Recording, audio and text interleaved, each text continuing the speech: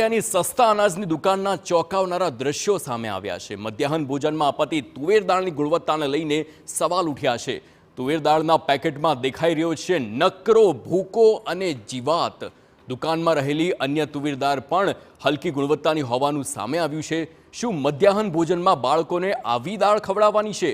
સ્થાનિક લોકોએ વિડીયો બનાવી સોશિયલ મીડિયામાં વાયરલ કર્યો છે।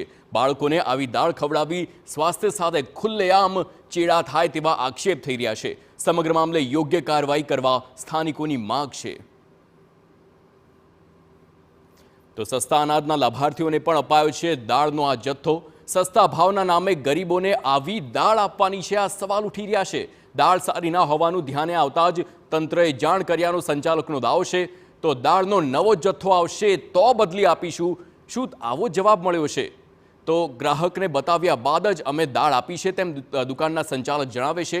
મધ્યાહન ભોજન પેકેટ ખરાબ ગુણવત્તાને લીધે પરત આવ્યા છે। તો મધ્યાહન ભોજનમાં જે પ્રમાણેનું નીચલી કક્ષાનું જે ગુણવત્તા અને માત્ર ભૂકો આવે છે તેને લઈને હવે સવાલ ઉઠી રહ્યા છે। આ દાળમાં જીવાત રીતસરની ફરતી જોવા મળે છે। તેના પેકેટમાં પણ આ પ્રકારના આવી જીવાત અને ભૂકો જોવા મળે છે।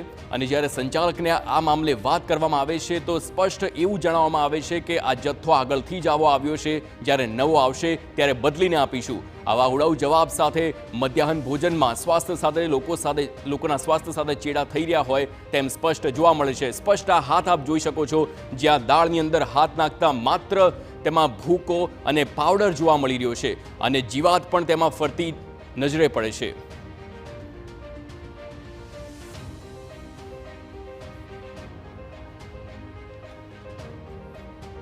તો મધ્યાહન ભોજનમાં આ નીચલી કક્ષાની ગુણવત્તાવાળી દાળ અને તેના હાલ આ દ્રશ્યો વાયરલ થઈ રહ્યા છે અને ચોક્કસથી સવાલ અનેક ઊભા થાય છે, જ્યાં સ્વાસ્થ્ય સાથે લોકોના સ્વાસ્થ્ય સાથે ચેડા થઈ રહ્યા છે। આ દાળના દ્રશ્યો તેમાં જોઈ શકો છો। મહેસાણા ગોઝારિયામાં સસ્તા અનાજની દુકાનમાંથી મળેલો જે ખરાબ દાળનો જથ્થો છે, ત્યારબાદ સૌથી મોટો ચોંકાવનારો ખુલાસો છે કે મહેસાણાના સસ્તા અનાજની દુકાન કે મધ્યાહન ભોજનમાં જ નહીં પરંતુ જે જગ્યાએથી આ જથ્થો ફળવાય છે એ જથ્થો એ સ્થળ પર પહોંચે છે પુરવઠા વિભાગના ગોડાઉનમાં। મહેસાણાનું જે આ ગોડાઉન છે ત્યાં 1-2 ટન નહીં પરંતુ 46 ટન જેટલો જથ્થો ખરાબ થયેલો પડ્યો હોવાનું સામે આવ્યું છે। કે આ તમામ જથ્થો જે છે લગભગ 2 મહિનાથી અહીંયા પડેલો છે, એના સેમ્પલો પણ નેગેટિવ આવી ગયેલા છે। પરંતુ આ 46 ટનમાંથી વાત કરીએ તો 12 ટન જેટલો જથ્થો જે છે એ જથ્થો અત્યાર સુધી જિલ્લામાં મહેસાણા તાલુકામાં ફળવાઈ ચૂકેલો છે। આપને દ્રશ્યો આપે જોયા તો અને આગળને પણ બીજો જથ્થો પણ આપને બતાવીશ કે આપને અહીંયા એક બીજો જથ્થો પડેલો છે, બીજા જથ્થો આપને બીજા દ્રશ્યો બતાવવા માગીશ કે એની શું હાલત છે। એ જથ્થામાં પણ જે કહેવાય કે જથ્થો હજી ખોલવામાં નથી આવ્યો, પરંતુ જે દાળના કટ્ટા છે એ કટ્ટાની બહાર જ આપ જોઈ શકો છો કે પાવડર કેટલો બહાર આવી ચૂક્યો છે। ગોઝારિયામાં જે સેમ્પલ હતું સસ્તા અનાજની દુકાનમાં જે કટ્ટા હતા એની અંદર આપણે જોયું હતું કે એની અંદર હાથ નાખતા જ હાથમાં પાવડર આવતા હતા, પરંતુ અહીંયા તો હાથ નાખવાની જરૂર જ નથી। પડેલી જ જે જથ્થો છે 46 ટનમાંથી લગભગ 46-48 ટનમાંથી 12 ટન જેટલો જથ્થો તાલુકામાં વિતરણ થઈ ચૂક્યો છે 2 મહિનામાં। અને અહીંયા જે 35 ટન જેટલો જથ્થો ઉપલબ્ધ છે એ સિવાયનો જથ્થો પણ આવેલો પડ્યો છે, જે સૂત્રો દ્વારા માહિતી પ્રાપ્ત થઈ છે।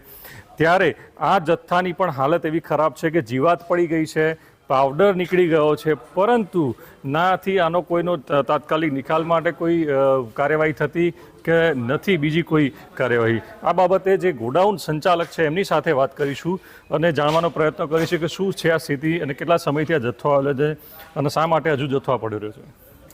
છેલ્લા બે મહિનાથી આ જથ્થો આવેલો છે ગોડાઉન પર અને વિતરણ કામગીરીની જે આપણી સિસ્ટમ છે એ પ્રમાણે વિતરણમાં મૂકવામાં આવે છે। ટોટલ કેટલા ટન જથ્થો અહીંયા છે અને કેટલા ટન ફાળવવામાં આવે છે?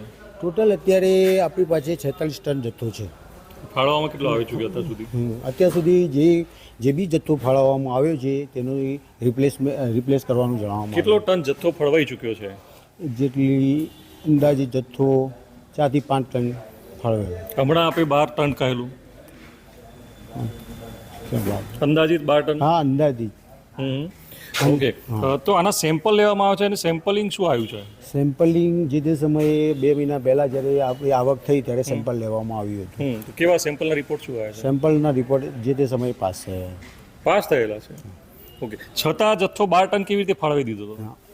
12 ટન નથી, આ સેમ્પલનું રીસેમ્પલિંગ કરવામાં આવ્યું છે વડી કચેરીની સૂચનાથી. આનું વિતરણ અત્યારે અટકાવી દેવામાં આવ્યું છે, રિપ્લેસ થશે આમાં. જે તમે કહો છો કે રીસેમ્પલિંગ થયું, એની અંદર શું રિપોર્ટ આવ્યો? Positive, negative? રીસેમ્પલિંગમાં ફેલ રિપોર્ટ આવેલો. ફેલ રિપોર્ટ આવ્યો છે. તો પછી આ જથ્થો બહાર પહોંચ્યો કેવી રીતે? હા, એટલે આ રીસેમ્પલિંગ જ્યારે જથ્થાકીય બાબતમાં જ્યારે પ્રશ્ન ઊભો થયો ત્યારે અમે રીસેમ્પલિંગમાં કરાવ્યું જથ્થો. તો આપ જોઈ શકો છો કે એક વખત નહીં પણ 2 વખત જે આ દાળનો જથ્થો છે એનું સેમ્પલ લેવામાં આવેલું છે. પહેલી વખત કહેવામાં આવે છે કે પાસ થયો હતો, બીજી વખત રીસેમ્પલિંગ થયું હતું ત્યારે ફેલ ગયો છો. તો છતાં 46 ટનમાંથી 12 ટન જેટલો જથ્થો સસ્તા અનાજની દુકાનમાં વિતરકોને ત્યાં પહોંચ્યો કેવી રીતે? અને પહોંચ્યો પણ લોકોને વિતરણ પણ થઈ રહ્યો છે. અને જાણ કરીને કે આ પાવડરવાળો કે જીવાતવાળો જથ્થો છે, તો મધ્યાહન ભોજનના પણ જે માં પણ ફાળવવામાં આવે છે એના પણ જે પેકેટ છે તે પણ આપણે જોયા કે આવી સ્થિતિ છે. ત્યારે અહીંયા આટલો મોટો જથ્થો છે, એનો ઉકેલ કે જે તે એજન્સી ફાળવ્યો છે એની સામે કાર્યવાહી તાત્કાલિક થવી જોઈએ તે જરૂરી છે. મહેસાણાથી મનીષ મિસ્ત્રી, ટીવી લાઈવ. તો મહેસાણામાં સરકારી અનાજના ગોડાઉનમાં જે જથ્થો છે તે ખૂબ જ ખરાબ હાલતમાં છે. તુવેર દાળનો 46 ટન જથ્થો ખરાબ છે. 2 મહિનાથી આવીને પડેલા જથ્થાના સેમ્પલ પણ ફેલ થયા છે. 46 ટનમાંથી 12 ટન જથ્થો તો મહેસાણા તાલુકામાં ફાળવાઈ પણ ગયો છે. તો સેમ્પલ ફેલ જતા 12 ટન જથ્થો કેવી રીતે પણ ફાળવાયો તે પણ સવાલ થઈ રહ્યા છે. સસ્તા અનાજની દુકાનમાં ફાળવવાનો જથ્થો ખરાબ હાલતમાં જોવા મળી રહ્યો છે.